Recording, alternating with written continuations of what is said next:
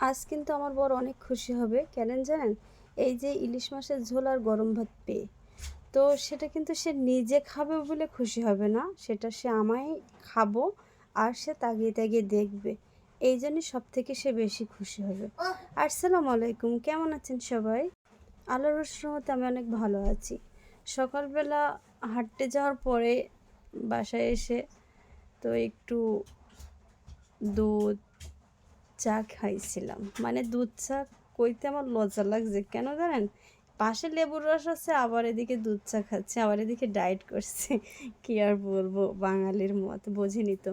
যাই হোক, আজকে পুঁটি মাছ চচ্চড়ি করব।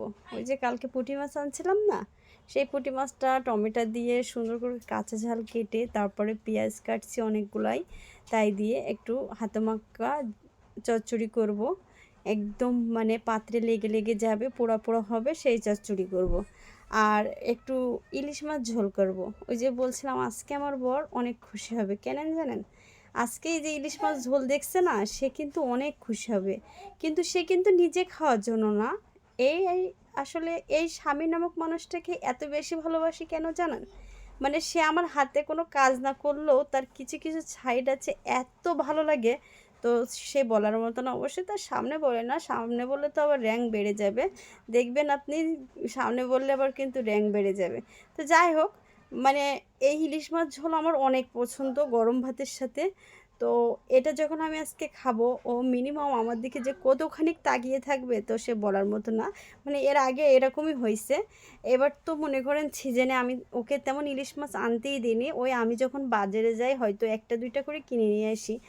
এই তারপরেও মনে করেন খাই, তো যেহেতু পছন্দ সবাই করি তাই বলে হিসাব করে চলতেছি, তাই বলে যে একেবারে কিপটিমি করে চলবো এমনটা ফ্যামিলি আমাদের না, আমরা কখনোই পারবো না সেটা করতে।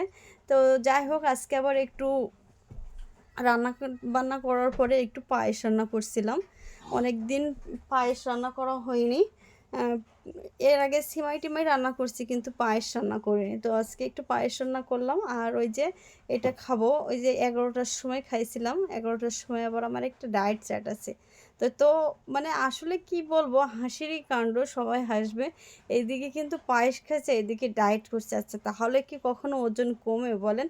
তারপরেও আলহামদুলিল্লাহ এইভাবে টুকিটাকি খেয়ে আলহামদুলিল্লাহ এই সপ্তাহে প্রায় আমার 3 কেজি ওজন কমেছে। তো আসলে ডায়েট ফলো করলে কিন্তু কমেই যায়, তবে সেটা একদম নিয়ম অনুযায়ী খাইতে হবে। আসলে আমরা তো ভুল করি, আমরা চা খাইতে, আসলে ডায়েটে কিন্তু চা খাইতে নিষেধ নেই, তবে চায়ে চিনি খাওয়া যাবে না। আবার মনে করেন পায়েস খাইতে